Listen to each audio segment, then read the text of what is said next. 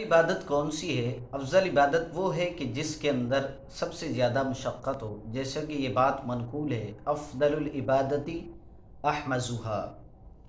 और हज़रत इब्राहीम बिन अदहम का कौल भी है कि जिस अमल के अंदर दुश्वारी मशक्क़त ज़्यादा होगी, कल क़यामत के दिन पलड़े में वो वज़न में भी ज़्यादा होगा।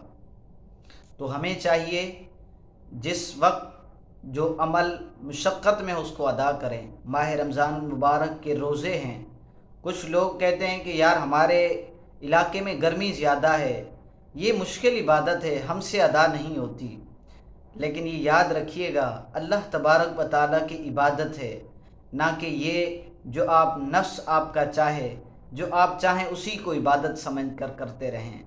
इबादत का मज़ा ही तब आता है जब रब की तरफ से हो, शरीयत की तरफ से हो, अल्लाह और उसके रसूल का पैगाम आए और बंदा मोमिन उसको अदा करने के लिए तैयार हो जाए। असल तो इबादत का ज़ौक़ ही है ये। वो इबादत ही क्या, जिस इबादत को करने के लिए हमारा नफ्स चाह रहा है तो हम कर रहे हैं, हमारा नफ्स मना कर रहा है तो हम उसको छोड़ रहे हैं। और कहते हैं ये बहुत बड़ी हमने कामयाबी हासिल कर ली। कामयाबी तो वो है जिस कामयाबी के अंदर अल्लाह और उसके रसूल की रज़ामंदी हो।